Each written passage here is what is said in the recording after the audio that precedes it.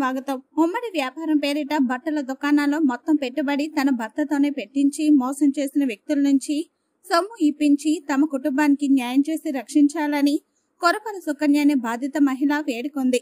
ఈ మేరకు 3 town police station లో ఫిర్యాదు చేసి మోసం చేసిన వ్యక్తులకు చెందిన రామచంద్రరావు పేటలోని ఇంటి దగ్గర మంగళవారం ధర్నాకు దిగింది. కుమారునితో కలిసి ఆందోళన చేపట్టిన ఆమె మాట్లాడుతూ సిటిఆర్ఐ సంజీవనగర్ లో నివసిస్తున్న తాము దానవైపేటలో బట్టల దుకాణం నడుపుతూ జీవనం సాగిస్తుంటే ఇంచి మార్కెట్ లో బట్టల వ్యాపారం చేస్తున్న రెడ్డి దుర్గాప్రసాద్, అతడి తండ్రి రెడ్డి శ్యామ్ సుందర్లు తన భర్తను భాగస్వామిగా చేసుకుని 2023లో తాడేపల్లి గూడలో వ్యాపారం ప్రారంభించారని తెలిపారు. పేరుకే ఉమ్మడి వ్యాపారం అని దాదాపు ₹1 కోటి తన భర్తతో అప్పులు చేయించి పెట్టుబడిగా పెట్టించారని, దుర్గాప్రసాద్ కేవలం 3 లక్షలు మాత్రమే పెట్టుబడి పెట్టి ఆ తర్వాత విలాసాల కోసం ఆ సొమ్ము వాడేసుకున్నాడని పేర్కొన్నారు. వ్యాపారం కోసం తన భర్త చేసిన అప్పులు తీర్చాలని అడుగుతుంటే మాట్లాడడం లేదని, పైగా అప్పుల వాళ్లను తమ ఇంటిపైకి ఉసుగొలుపుతున్నారని ఆమె ఆవేదన చెందారు. ఇది తట్టుకోలేక తన భర్త ఇల్లు వదిలి వెళ్లిపోయారని, దీంతో దుర్గాప్రసాద్ షాపులో సరుకు అంతా దొంగతనంగా పట్టుకుపోయారని సుకన్య ఆవేదన చెందారు.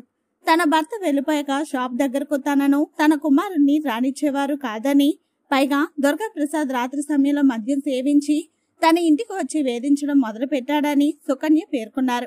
గత ఏప్రిల్లో గోదావరి గట్టు దగ్గరకు మాట్లాడడం కోసం పిలిచి అసభ్యంగా ప్రవర్తించారని విషయం పెద్ద మనుషుల దృష్టికి తీసుకెళ్లామని, దాంతో బొమ్మన జయకుమార్, అడపై వెంకటరమణ సమక్షంలో ఆడిటర్ల ముందు కూర్చోబెట్టి లెక్కలు తేల్చి దుర్గాప్రసాద్ శ్యామ్ సుందర్లదే తప్పని తేల్చారని ఆమె వివరించారు. దీన్ని తట్టుకోలేక పెద్దల ముందే తనను దూషించి దురుసుగా ప్రవర్తిస్తూ వెళ్లిపోయారని, దాంతో పోలీసులకు ఫిర్యాదు చేసినట్లు ఆమె తెలిపారు. తమకు న్యాయం చేసే వరకు కదిలేది లేదని దుర్గాప్రసాద్ శ్యామ్ సుందర్ ఇంటి ముందు సుకన్య కుమారునితో కలిసి ధర్నాకు దిగింది. వ్యాపారం పెట్టారండి. పెట్టుబడి డబ్బు అంతా మాది. మా ఆయన పేరు రవికుమార్ అండి. నా పేరు సుకన్య.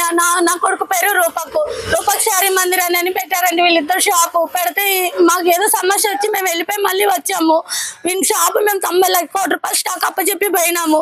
పెట్టిపోతే అసలు మాకు డబ్బు షాప్ నాది నీది కాదని మమ్మల్ని బయటికి గెంటేసినాడు. ఇప్పుడు మేము అప్పులలో వచ్చినారు ఇంటి మీదకి. నేను అప్పులు కట్టాలా? అప్పులకు నేను సమాధానం చెప్పుకున్నాను. నాకు డబ్బు ఇమ్మంటే ఇవ్వట్లేదు వీడు. అన్ని చెప్పాము, చెప్పినా కూడా డబ్బులు ఇవ్వట్లేదు. ఏంటండి మీ దగ్గర డబ్బులు తీసుకున్నది ఎవరు? డబ్బులు అంటే అందరూ వచ్చినారా? అందరూ ఉన్నారా? డబ్బులు ఇచ్చా కదా ఆయనకి. ఆయన పేరు ప్రసాద్ అండి. మేము బట్టల వ్యాపారం అండి.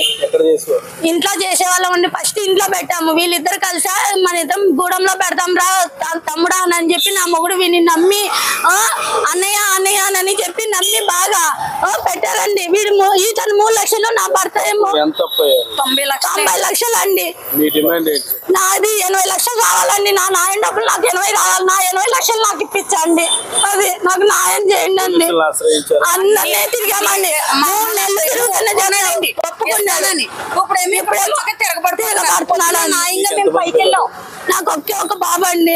నా భర్తకు హార్ట్ ప్రాబ్లం ఉంది. నా భర్తకి ఏదన్నా అయితే నేను నా బిడ్డ అనాథ అయిపోతావు. నాకు షుగర్ ఉందని నాకు బాగాలేదు. నాకు కూడా మనిషి బాగాలేదు. నా బిడ్డ అనాథ అయిపోతాడు. నాకు నా భర్తకు నా బిడ్డకి ఏదన్నా చేసి న్యాయం చేయండి. నాకు ఇదే కావాలంతే. నా 80 లక్షలు నాకు ఇప్పించండి అంతే. నా డబ్బు నాకు కావాలా? అప్పులకి నేను డబ్బు కట్టుకోవాలా అంతే. మాకు న్యాయం చేస్తే చాలండి. మాకు ఏమొద్దు. నా పేరు సుకన్య అండి. నా కొడుకు పేరు రూపకు, నా భర్త పేరు రవికుమారు. అది నాకు న్యాయం చేసి మీరే. నాకు ఇప్పుడు కొంప కూడా లేదు, నాకు ఇల్లు కూడా లేదు సార్. నాకు ఇప్పుడు ఉండడానికి ఇల్లు లేదు. అక్కడ అద్దెలు కూడా కట్టలేదు అతను. అక్కడ ఓనర్ కూడా ఖాళీ చేశానని అంటున్నాడంట. 3 నెలలు అద్దెలు కట్టలేదు అతను అక్కడ. ఇక్కడ 6 నెలలు అద్దె కట్టుకోలేదు నేను. మేము ఇంట్లో చేసుకున్నామని మళ్ళీ షాప్ అక్కడ పెట్టామండి. అన్ని పెట్టామండి. పెట్టామండి. మేము 3 నెలల నుంచి జరుగుతూనే ఉంది. 3 టౌన్ పోలీస్ స్టేషన్ అండి.